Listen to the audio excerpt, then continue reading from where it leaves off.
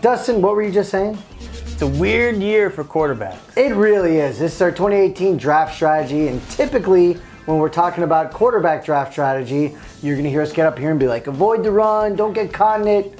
But there isn't really runs this year. It's like every half round or so, there's a quarterback being taken just right down the list, which is just a little, it's a little different. So it's definitely a little different. Before we get into the quarterbacks though, make sure you've checked out our draft guide. You got our cheat sheet in there. If you click the link in the description, you'll see a little spot where you can download the draft guide. We'll be updating it throughout the preseason all the way up till week 1, so be sure to get the most updated version. Check it out. So, when looking at the top quarterbacks, the first guy off the board is Aaron Rodgers around the 29th pick. I cannot remember a time when the first quarterback is going around the 29th pick, almost into the early 4th in a 10-team league. That's crazy, but it makes sense this year because the quarterback position is so deep. It goes down the list. Watson goes about a round later at 41, then Wilson at 49, then Brady at 53, Wentz at 58, Newton at 62, and then Drew Brees. Like, of course you're excited about getting Drew Brees, and he's going with the 71st pick.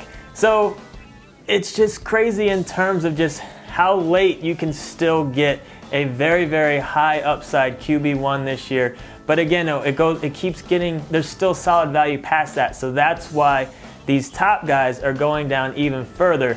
But you got to remember too, with Rodgers, with his injury, that's moving him down a little bit. Watson with his injury, that's moving him down a little bit. Brady's getting a little bit older.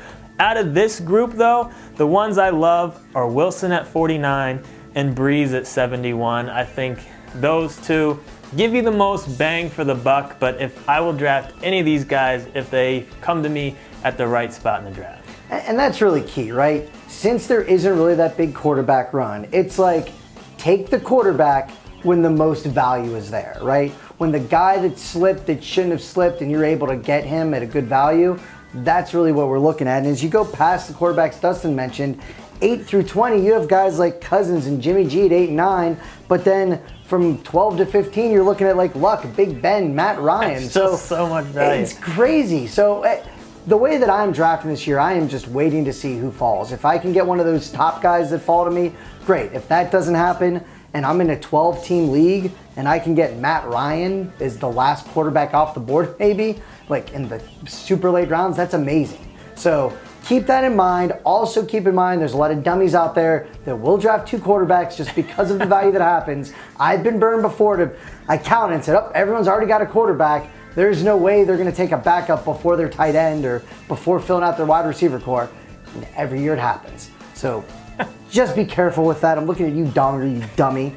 Other thing to keep in mind with the really, really late quarterbacks, Dak, Smith, Mariota, all these guys are being sometimes undrafted in smaller leagues. And their legs and what they produce from the rushing yards should not go underestimated. And especially these guys if you're looking at 2 quarterback leagues. Because their ADP is so low because it's typically based on the 1 quarterback. 2 quarterback leagues, they could be gold for you. Yeah, so I mean, that's the key obviously too, is know your league settings, know when you should be going a little bit earlier on a quarterback. You know, it's a 6-point passing touchdown, 4-point passing touchdown. You know, and in really deep leagues, like maybe 16-team leagues, even after you get past the guys that Brent was talking about, you still got guys like Trubisky. You still got Eli Manning with all the weapons healthy and adding Barkley to that team.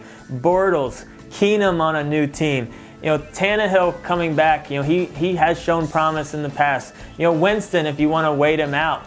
Like, it's just endless almost, it seems, in terms of quarterbacks that you can get that at least have some upside, have something to get excited about. So I've always been someone that likes getting a solid QB1. I don't have to worry about that position other than 1 week where they have their bye week, or if they're playing in a crazy good defense, or they get hurt.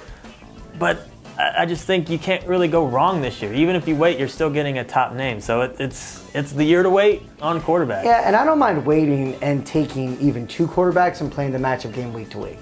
Yeah, I mean, if you get out of the top 10 quarterbacks and you could still get like a Goff and Big Ben, I mean, yeah, it's great. You're fine. So I mean, if the value's at other positions, I mean, the quarterback is going to be, if you're between 2 positions, this year, always go with whoever's not the quarterback. Right. I mean, that's basically what it boils down to.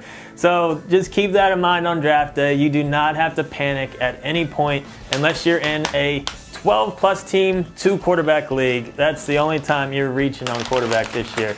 So that's it. Check out all our other videos. Please subscribe to our channel if you have not already. Click the notification button and leave some comments. We've had a lot of good discussions so far. Blue 32! Blue 32!